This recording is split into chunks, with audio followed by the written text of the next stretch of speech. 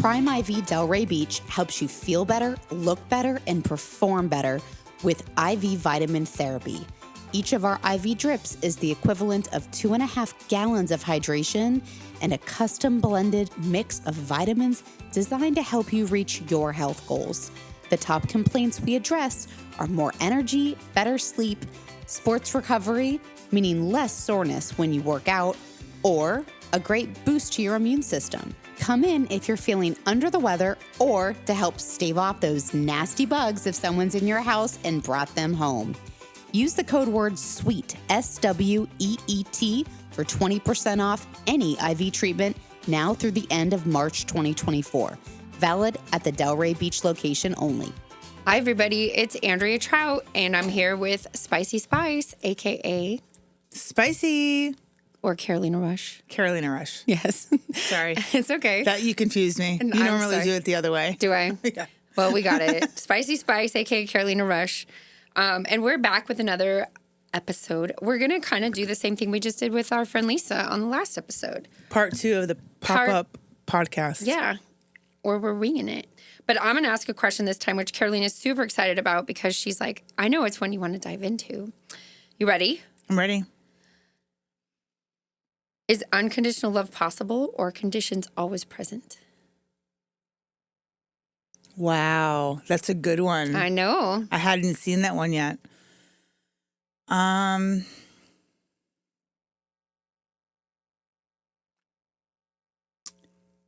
Gosh, again, I'm going to say it depends on the person. I mean, that's a really loaded question. I know, it's deep. I mean, it could be what's unconditional. Like, again, going back to what we're saying about cheating. Right. If somebody cheats on you, are you, oh, it's okay, I'm going to love you anyway. Or like, for example, I feel like I love unconditionally. I feel like love is a choice. Right.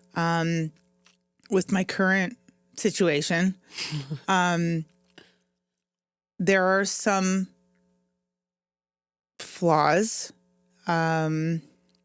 Some things are not ideal, but I guess the way that I look at it is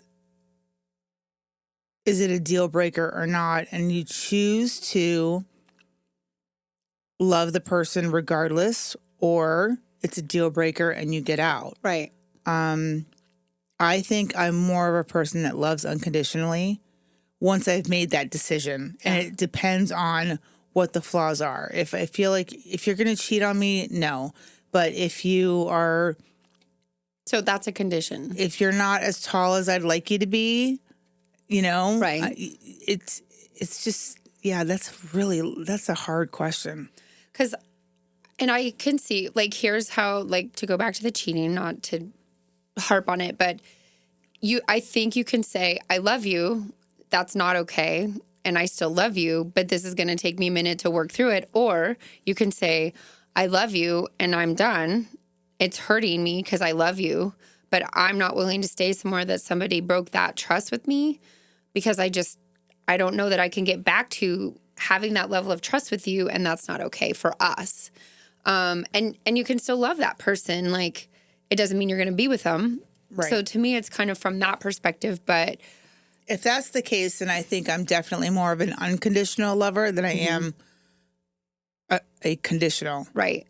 And I think there's an element of how somebody treats you, you know? So that to me, I guess, is conditions to some extent. But it's like when you've made that choice, because I agree with you, it's a choice, right?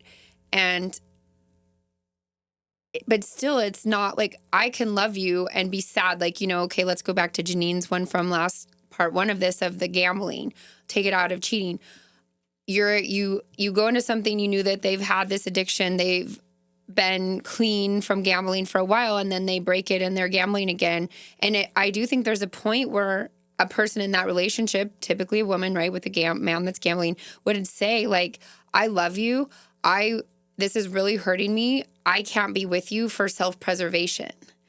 Like, it doesn't mean I don't love you, but we can't be together because you're not willing to change a behavior, and that's not okay for me. Like, you're not putting me above this issue and willing to work it out. Like, so it is a loaded question in that regard of, like,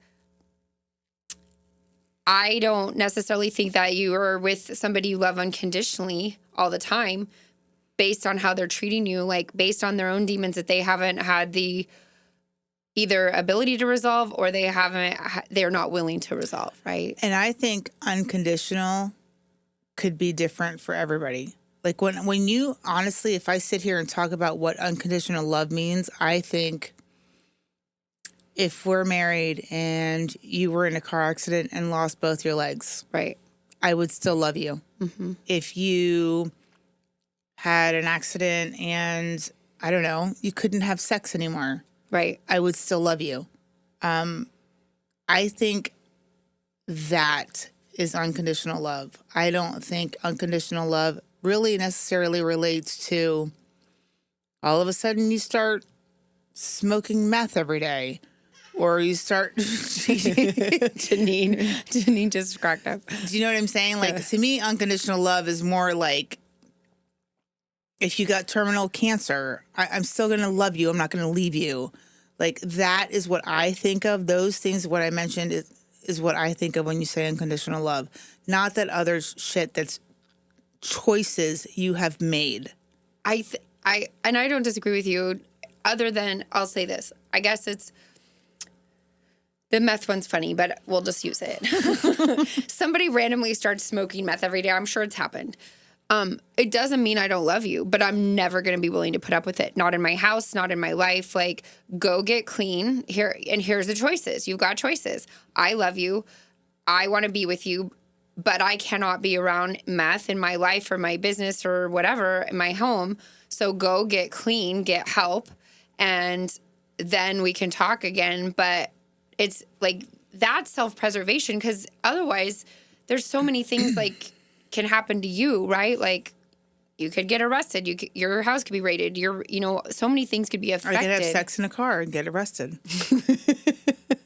You're not getting arrested for sex in a car. But unconditional. So you and I think we have different definitions of unconditional. Because when you say unconditional, I also think when you say unconditional, I am going to stay with you no matter what. But see, I don't think that's unconditional love. And exactly, that's what I'm saying. I don't think that's unconditional love. I can still I'm love you. always going to love my ex-boyfriend who did what he did. Yeah.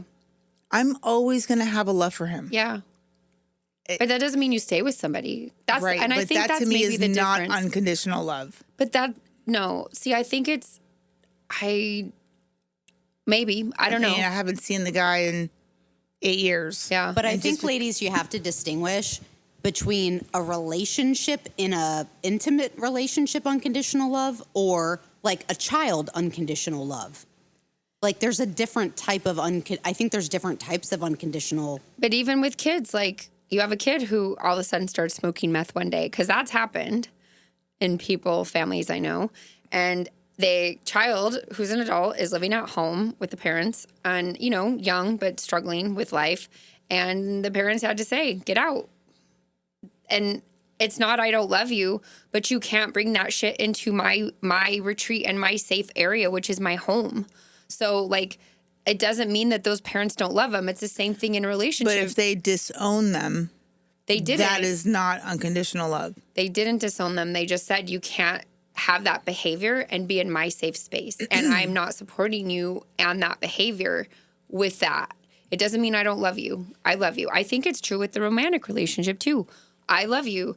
I cannot have you bringing this behavior into my safe space. That doesn't mean I don't love you or won't always love you. Yeah. So, it's kind of like your ex. Yeah. I guess it depends on, again, the person and what they feel unconditional love is. For me, my definition for unconditional love is a little bit different than yours. Like I said, my ex, because of the time we spent together, I'm always going to have a love for him, as in I would never wish him any ill. I would never want something bad to happen to him. And I'll always have a place of love for him in my heart. But when you talk about unconditional love, I don't think that that's what that is for him. But I also don't think that unconditional love is where you're just a martyr. Like, you're just like, oh yeah, you can do whatever and I'll stay with you. That to me is not unconditional love. But not do whatever. That's what I'm saying. Like, that's a choice those people are making. To my point before, my thing with unconditional love is if you lose your limbs, if you all of a sudden you can't have sex anymore, if you have terminal cancer, that shit to me is unconditional love. Not if you went out and made a conscious choice to do something to hurt me. No, I'm going to leave you. Right. Most likely. And that is not unconditional love. Maybe. I think you can still love that person, but still have self-preservation and not be a martyr. But still love them. Like, I love you. I'm always going to love you. But we can't be together when you're making those choices. So I guess that is conditions. But so it is interesting. Yeah. I think in a romantic relationship, it's really hard to love someone who doesn't love themselves. And that's not an attractive trait to me. If someone decides to just, let's say, for example, go off on a drug binge, for example, that's some severe trauma that they're not facing on themselves. And maybe that's not the right person for me to be with. I don't think I'd be in that position in the first place. Yeah. Yeah. And you know, sometimes people have little moments and breakdowns, but, okay, so take that. Like, what about somebody who has a mental breakdown? So I'll go back to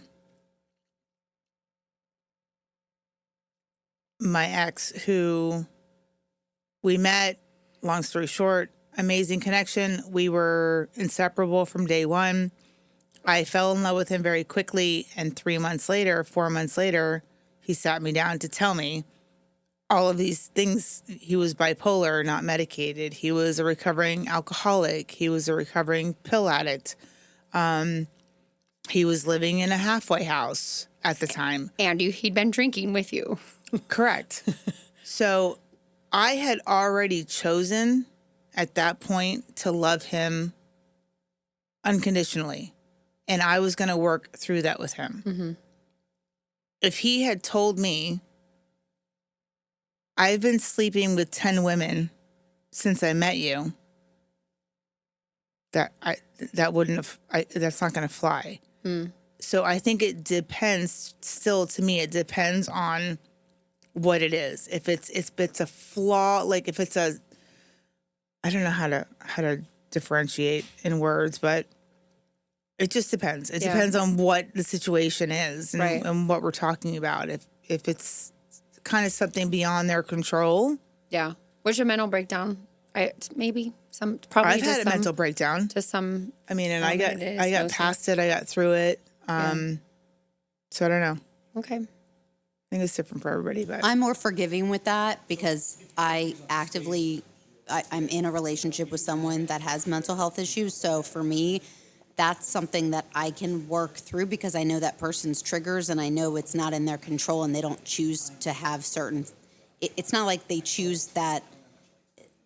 It's something that they were born with that they're trying to work through, and they actively try every single day to be the best version of themselves, and they try. I think when you have someone that tries to be better, that's different than having something and not treating it or neglecting yourself, because you have to treat that. I definitely would have an issue if somebody wasn't getting help in some way, shape, or form for it. Like for me, unconditional love, I think about vows. When you're at the altar and you're exchanging vows, you know, for richer or for poorer, through sickness and in health. Right. That is unconditional love. Not, if you cheat on me, I mean, do you ever hear in somebody's vows, if you're unfaithful to me, whether you're unfaithful to me or not, through richer or poorer, like that is not in the vows. So it's implied. Is it?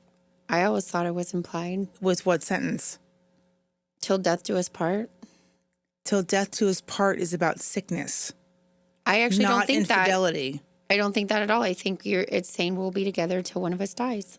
And that's exactly. But that doesn't mean sickness. That just means one of you dies. It could be old age. Like, it doesn't mean like. But what does that have to do with infidelity? Because you're saying we're committing to each other until one of us dies. And all these other things, for richer, for poor, and sickness and health. Janine. Oh, Tell this me. is going to get me fired up. Okay. Tell Did me. you just hear? I did. Do you really think infidelity is being spoken about in vows when somebody is up at the altar making that commitment? I think it's implied for better or for worse. And- I don't think it's spoken of specifically, but I think it all encompasses, hey, Oh, listen. hell no. I'm going to do some research on It is, this. and sometimes it's actually If you addressed ask a forsaking all Christian others. couple- A lot of times they'll say forsaking all others until death do us part. So it is addressed. So that is a breaking of the vows, right? You've broken the vows. I just don't see a diehard, born-again Christian couple going up to the altar and saying that, and saying, you're basically saying it's okay. I don't think they're saying it's okay at all. I don't think it's saying it's okay at all. But I do think it's implied that like you're supposed to forsake all others, like monogamous, if that's what you're choosing. And there's a lot of people out there that choose otherwise, fine. They're probably not, maybe they're getting married, but they have the agreement, right? Or they come to an agreement later. But I think that it is addressed, and that's different for everybody. I'm going to have to dissect these vows and come back and talk about that. But a lot of people don't use the traditional vows anymore. They write their own and have it their way. So, I think it's going to be an Right. individual And I thing. bet you when they write their own, they don't talk about infidelity in their own vows. I agree. My best Agreed. friend, one of them, said in her vows, I finally found someone that hates cilantro as much as I do.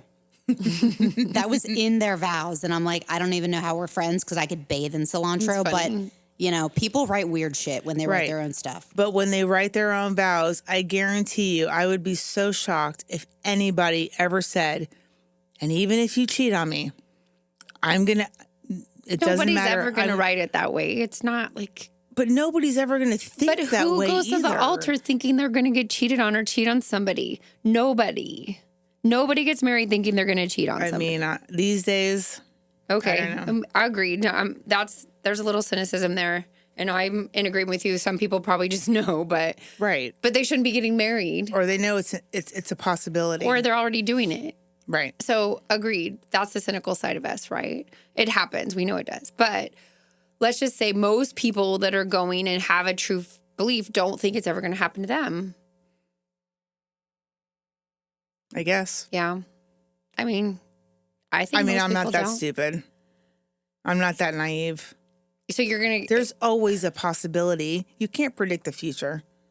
There's always a possibility, especially this day and age. Maybe 100 years ago, 50 years ago would have been a little different. But now, that's mean, just like a norm in society, I feel like. You're taking a leap of faith, no doubt. But I still don't think people go to the altar thinking it's going to be them. It's going to be somebody else. Well, people also don't buy insurance thinking they're going to get into a car accident. It's true. Buy insurance. It's important. Probably the law. All right, do you have another one? No, your turn. Okay. I'm going to hit a nerve. Oh, With God. this one. Janine, you better back me up on this one. I'm all ears. She's coming for me, Janine. Dating apps. Improving or degrading connection quality? It's interesting. Here's the thing. I think that this is the cynical side of me. I just don't understand why people, and I had an answer, but why men in particular, and maybe women, I don't have that experience of what women put on theirs, why they're just not more upfront about who they are and what they want. And the answer I got was they're just trying to sleep with more people, which is, I'm like, I guess if you were 20s, fine, but like I'm in my 40s. Like I'm just not out there trying to sleep with a lot of people. And they say, like, Alison Armstrong talks about it, of like most men in their 40s and 50s aren't out there trying to sleep with everybody. Maybe that's changed. They are or they're not? They're not. Like they want more connection Right. as you get older too. Like I believe that They're ready to that's settle true. down. They've been there, done that. They're done playing games. I mean, there's physiological issues, like it's not the same. You're not 20-year-old full of testosterone raring to go, right, all the time. And it's not like you don't like sex or want it. And there's certainly men that are raring to go. But in those age groups, that's my thing. Why don't people just say what they want more up front? And the answer was, and then they don't get matched with the women because women are like, oh, I don't know, right?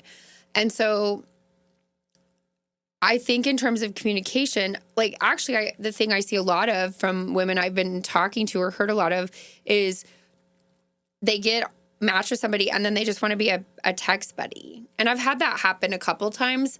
But honestly, the guys that I've matched with, and I don't know why this is, like, they ask me out pretty quick, like, for the most part. And if they don't, then it's gone. Right. So I think overall, here's the last part I'll say, and then I'll let you chime in, because I already know what you think. But I think in general, we don't communicate as well because of cell phones. So, and texting, like, it's convenient, and it certainly has made a lot of our lives easier. And at the same time, you know, I really worry about the kids these days because everything is through the phone. Like, many of them don't have the ability to have one-on-one conversations without this in their face all the time. And that's concerning. Right. Because the human connection, like, we need human connection. Like, we are social creatures. So 100%, I think that getting off the app and into person is really important. Whether, you know, for a first date, like a drink's the ideal first date, right?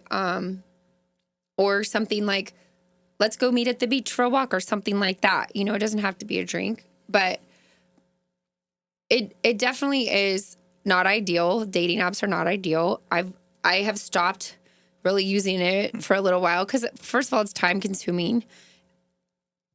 And I just haven't really been finding what I really want and matching with who I really feel like I have a connection with. So, and maybe I'm being picky. I'm okay with that. But that's my take on it. So I won't get too into it. I have one answer for this. When it comes to meeting somebody online versus dating apps, as far as improving or degrading the connection quality, I would say, obviously, meeting somebody in person, organically, having a great night, you know, spend hours talking, whatever the case may be. I am going to be more apt to talk to that person on the phone, pretty much right off the bat. What I have noticed, and I think, and I have even asked you this question before when you've been dating, is I've asked you, have you guys spoken on the phone? And 9 out of 10 times you have said no. Right. And so that is why I feel that dating apps degrade the connection quality, because people, I think, are more, it takes longer. People are not comfortable when they meet on an app to talk on the phone immediately. It's all texting. Yeah. Until you actually meet on a date and you haven't even spoken on the phone yet. Right. But when you meet Sometimes. somebody in person, you've already talked in person. You've had the conversation. So now being on the phone is way more comfortable. But here's I guess my issue with your position on apps are just useless. I didn't say that. Okay, but it's kind of really your position. If you're truthful with it, But you say they have a place, but it's like, it's a shit show out there. They're all cheaters. They're all this. There's sex offenders. Like, they're mostly just bad. So don't do it. And then they don't call you. So, like, you don't like dating apps. I get it. But it's so not easy to go out. Like, where do you go out? To a bar? So But that's everybody's not what drunk? the question is. I understand You're going off on a tangent right now. But I understand that's not the question. But my point is, it's not just so easy to go out and meet somebody the way it used to be, because that's the only way you used to be able to meet somebody, and that's where people went to meet somebody. Nowadays, that's not so true. They go out, they're having a boys' night. They're not necessarily out looking to meet girls, or maybe they are, but they're just out to, like, find somebody for that night. You know, it's not like they're out there looking to, like, have a relationship. It's just as easy to meet somebody organically these days as it was 20 years ago. I don't. But life is different. I don't think it's these as easy. days. Girls are not, we've become lazy. Girls are not, and men too, they are not as willing to put themselves out there and go out to the bars all the time. It also has a lot to do with age. Like, I'm It's not true. I the don't wanna spring be out at a chicken I bar all the was when I time. was 25. I was out 7 nights a week when I was 25. And so that made it easier. And if we went out 7 nights a week to different bars like we did back then, I mean- we would be meeting more guys organically outside. We're out. I'm out. No, we're out at chamber events. No, not always, but I'm at events, and okay, they're not all just for that purpose. Most of them are not for the purpose of meeting somebody, but I'm out a lot. You think you would randomly run into somebody with how much I have for the business out being social, and it just doesn't translate the way it used to. It used to be that was the only option for people to go out, or there were ads in the paper and you had to make a phone call. We didn't have texting. So agreed that texting has probably degraded the communication. The doctor even said, oh, you didn't make me call you before we met. So great feedback for me that, yeah, I should have a phone conversation with you before we go out, right? I don't have an issue with that. I actually think a phone conversation is a good idea. And I also think it depends on age. I think if you're kind of like early 40s and younger, they're going to text. I think if you're like later 40s and older, and again, it's going to have some variations on the person, but I think if you're kind of like my age on up, they're way more likely to call. Way more likely to call. Right. Yeah. So it's a bit of a generation thing and a bit of a personality thing, you know? And like I said, I've had a guy I dated in California who's in his 50s. He's like, I've texted you more than anybody because I like texting. Right. And I love texting too. I absolutely hate talking on the phone. Right. However, the point was about apps, degrading or improving the connection quality. And my answer in short was, if I meet somebody out organically and we have a 3-hour conversation, I am way more likely to have a phone conversation with them at the end of the night or the next day. If I meet somebody on an app, I think I've gone weeks, a week, 2 weeks, 3 weeks of texting, and we never get on the phone because I'm not as comfortable because I haven't met them in person yet. Now, once I meet them in person, then I'm okay getting on the phone. Yeah. But okay, so here's just on the flip side, which is funny. I find this funny. You know who was like, I just don't want to be a text buddy, but texted a lot, was Ski Boy. And he was like, we got to meet. Because he's like, I don't want a text buddy. Right. And I get it. But a lot of guys, like, they're afraid to meet. And I think it's just because maybe they meet and then the girl's like, hell no, right? So you get it. And men have feelings too, believe it or not. So I do understand it. It's nerve-wracking and they probably get rejected, right? So if you're a man, are probably 2 male listeners that listen to this who are probably both married. But if any men are listening to this that are single, like, call a woman. It actually goes a long way. But don't you think and now I'm curious of like what our friend Sarah would say to this in her early 30s. Like, would she like that? I bet you money she wouldn't. It's a lot easier, I can tell you, from Sarah's perspective. It is, and even some things that you and I have talked about, it is a lot easier to be more extroverted, more sexual, and more 100%. Yeah. You are not going to be the same person if you speak on the phone for the first time. You're going to try to be like your best self and like, watch. But text takes on a life of its own, and you're much more loose. Right. Because you're hiding behind the phone. Correct. But so the other thing about it is to have a call, you have to give them their number. Whereas you can have a message through the app without giving a number until you're ready to take that step. So there is an element of like, do I want to have a conversation with you while you're messaging back and forth? Well, dude, I hope if you're being that loose sexually with somebody through text, that it's okay for them to call you on the phone. I mean, it's not like most of them are just like loose out of the gate. I mean, there's a few, but then you just unmatch if you're not feeling it. Right. This is such a weird conversation. Because Janine, though, I'm very, like, I'm conservative in that way. I feel like if you wouldn't get on the phone with this person because you're not there yet, you should not be talking sexually about anything with that person yet either. But I just think that talking about how things have evolved, that's just how things have evolved. But then you make it about that. You make it about sex. You haven't even spoken on the phone yet. I promise if it goes there, I'm not making it about sex. They are. And sometimes my curiosity is piqued, and now I want to know what they're going to say because it's funny. You know, there was this client that I had that came in, and her guest actually developed this dating app that is not yet out yet, but the app is video only. So you have to show yourself in a video. You have to respond in video format. So you're seeing the person's mannerisms. You're seeing their love it, and which makes sense, right? Because you might look at someone in a profile picture and be like, "Oh, they're really cute," but then you go to talk to them on the phone and you're like, "Oh, that's a hot mess," or vice versa. They may not be as aesthetically pleasing to you. You know, but their personality is amazing. I met her. What's her name? Jennifer. I met her. Yeah. I think you met Jennifer. Yeah. So her. She was at Fem City. She was. Yeah. She was. That's awesome. Yeah. So her guest. That's what him and his wife are doing, and I think it's kind of cool because it's such a weird world out there. Is this Jennifer from Mind Your Nest? Yes. Okay. No. Yes. It is. Yeah. Mind Your Nest. Yes. That's not what I was thinking.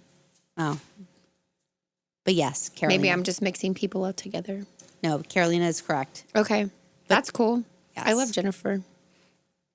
So that's basically what the app is about. But I've dated on apps.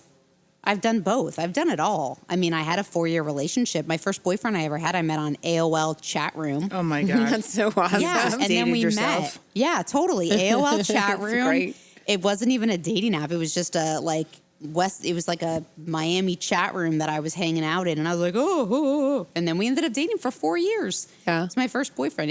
He was very strange, but we got along really great. And we're still friends to this day, actually. Right. And I know people that are married from a ad in the paper. Well, and you know what? Funny story. When I was working somewhere else, I had met, so I was at an event and this guy was looking at me and we were starting to give each other the look and the smiles, and we could kind of tell that there was like a little something going on there, but we never actually spoke. He knew who I was and where I worked, so he went and found out how to get in touch with me and got my email address and started emailing me. And then, again, we hadn't spoken yet, so I wasn't comfortable being on the phone. He probably wasn't either. We ended up speaking through email for a minute, then text for a couple of weeks, and then decided to meet at a restaurant for the first time. And I was so into him, and he was so into me, and it was like hot and heavy. And I was so excited about this. And the minute I sat down, when he opened his mouth, You're like, no. he was like, "Hi, Oh how my are you?" God. He had the voice of a 16-year-old girl. And I was completely mortified. And turned off. I wonder if we my dated the same person, Carolina.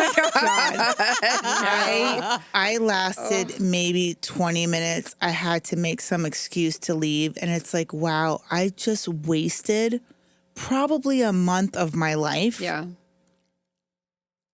Because I wasn't comfortable getting on the phone. Yeah. And, oh my, like, It's either get on the phone or meet in person right away. right. I had a friend walk in, met him on an app or something. But that's why I want to talk on the phone first. Yeah, I don't disagree. And I think it was just visual with this guy. She walked into the restaurant, looked at him, and was like, sorry, no, and walked out. Literally. Really? She's like, yeah, this isn't going to work. When she met him in person, I don't even remember what it was. If it was just like he'd misrepresented himself or something. But like, she didn't even sit down. She's like, nope. So that happened to me about, I don't know how long ago, maybe 2 years ago. Somebody at where I used to work was like, oh my gosh, I should hook you up with my friend, blah, blah, blah. He's this, he's that. Showed me a picture. The picture must have been like from 20 years ago. Oh. And I was like, okay, great, whatever. She's like, I've already showed him your picture. He's into it, blah, blah, blah. We met. Literally, the minute I walked in the door, You're like, no. I was like, what the fuck He's was 20 this years girl older. thinking? I mean, the guy was 120 pounds soaking wet. He looked 20 years older than what he was. Right. And I was like, what was she thinking? Like, and so immediately I was already like, how can I get out of this? Because I had already told him I had a couple of hours. And so I had to text Isabel, please call me in 10 minutes with some kind of emergency. And that is exactly how we played it But off. see, Ms. Direct, why couldn't you just say this isn't going to work? I'm not into hurting people's feelings like That's that. not That's hurting different. his feelings. That's just being completely honest. I'm so sorry. Like, Well, you're just different do than you the want to know why? expectation. Honestly, my number one reason Yeah. was out of respect for my friend. Okay. It was her husband's best friend. Out of respect for her, I was not going to make this man feel shitty about himself. But if it you had just been said anybody to else, him, is that making him feel shitty about himself? He'd just say, because who knows? I didn't know if maybe the conversation would be amazing, or maybe I needed to have 5 drinks and I would feel better. Neither one was no. working. If you need 5 drinks to feel better, But it's a no. I immediately sent him a message afterwards. Yeah. And said, this isn't going to be a match. I'm sorry. Great to meet you. Blah, blah, blah, blah, blah. Yeah. But I'm also not, I mean, I'm direct, but I'm also not into humiliating people in public. I understand, and I'm aware of that. I don't think of you as a And mean you wouldn't person. do that either. I don't know. If You it was would not do that. It's too hard. I'm a wuss. Because you're sweet. Mostly. And even Spicy wouldn't do that. I don't know. If it was really bad at this point, I'm getting to the place where I'm like, just rip that fucking Band-Aid off. Because I tell you, time is precious. Don't waste time on people you don't think there's a match with. That's how I'm approaching it. Like the doctor had Really? got way too much time. Yes. That's the lesson I could took from that. challenge you so much on that, but I won't. Oh, no. I know what you're going to say. I don't want to go there right now. Kind of like you in the situationship. Exactly. So we'll talk about that later. Okay, another question. Soulmates still a concept for today? Define soulmate. I don't know. You define soulmate. Janine, what do you think a soulmate is? Fuck. I know, really. Like, is it the one? Is it the same as the one? Is there more than one? I think you have multiple people based on what growth situation you are in your life. I mean, I think there you can have multiple soulmates. I have female friends that I consider my soulmates that I'm not in a romantic relationship with. Obviously, we're just good friends. I just was going to say that too. Yeah, I think for sure. You just meet your tribe of people and you're like, that's my soul sister, or that's my, that's my buddy. Or I just think that you just connect with people in a weird way that you can't explain. And that's a soulmate, I would think. Right? Yeah. And I had a friend, like Are we talking about women? well, what we're saying is you can have a soulmate with a girlfriend, like that's not romantic. Or so I met a guy in eHarmony a long, long time ago. This was ages ago. And we met in person and it wasn't a romantic connection, and that's fine. We stayed friends. I went to his wedding. I went to his funeral. We were friends. I had him come to a real estate conference that I was part of. I got him a scholarship to it because it was a very expensive real estate scholarship. Like at his wedding, his parents came up to me and were like, "Oh, you're Andrea," because his life changed from our friendship. I would consider him wasn't romantic. Like I said, he had a wife. And it's not like we talked all the time, but he was that kind of like deep connection that you have with somebody. So I definitely think you can have like those kind of connections like you're saying, Janine. And I think it can be with women. I definitely have them with a lot of my really good friends. I have it with a man that's not a romantic connection through a class I took in LA. Like, and it's partly the class, and we text each other all the time. I love you. I miss you. How are you? Like, it's just a soul connection. Okay, so here's one definition of a soulmate. It's like a best friend, but more. It's the one person in the world who knows you better than anyone else. That's someone who makes you a better person. No, actually, they don't make you a better person. You do that by yourself because they inspire you to. A soulmate is someone you carry with you forever. It's one person you knew you accepted you. It's one person who knew you, accepted you, and believed in you before anyone else did or when no one else would. And no matter what happens, you'll always love them, and nothing could ever change that. But why does that need to be one person? Right. And why does that have to be skewed in a romantic sense only? Agreed. No, but if it's a woman, it's called a soul sister. Well, that's semantics. A soulmate can be a soul sister. That definition I could refine. I agree. It doesn't have to be one person. I think that's BS. And the other thing is, it doesn't have to be knew you or believed in you before anybody else or when nobody else did. I think it's they met you where you were at when they met you and just accepted who you were and 100%. have that deeper connection. I agree with that. Yeah. And I just think this concept of a soulmate as a romantic and that's the only person for you, I think that trips so many people up, and finding a match of somebody that's just super compatible and you have fun together and life can be really good together. And I don't know. So, and that was me when I was younger, please. I was the most romantic thing on the planet. Like, I believed in it. And now Right. I'm like, it did not serve me. I still believe in it. And I agree with everything you just said. Like, for example, I was just telling somebody the other night that you and I mostly disagree on things than we do agree, in my opinion. However, I think we complement each other very well. If I were to pick a woman that was my soulmate, it would be you, without a doubt. I love that. But we are very opposite in a lot of ways. If I were to say romantically, I would say I've had 3 soulmates, and one of them was my high school sweetheart, and he was my soulmate for X amount of reasons.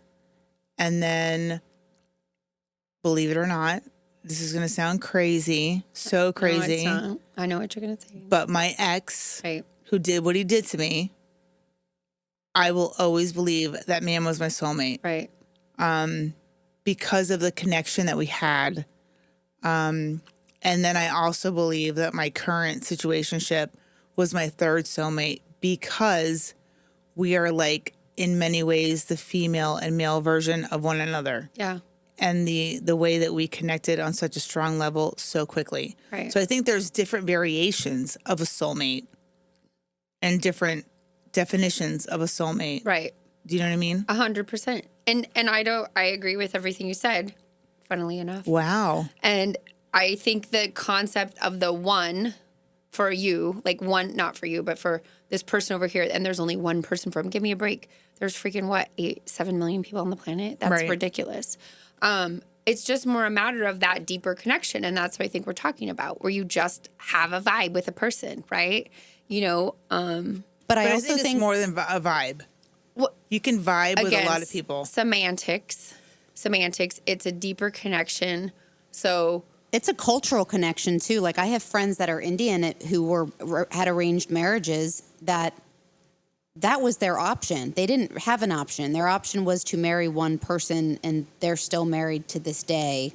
And love grows. And they'll argue that arranged marriages are the best thing that's happened to them because they have to grow to love that person for better or for worse. And so culturally, they do believe that you have one soulmate because you mate for life that's a cultural thing. I can see that, but it's not my culture.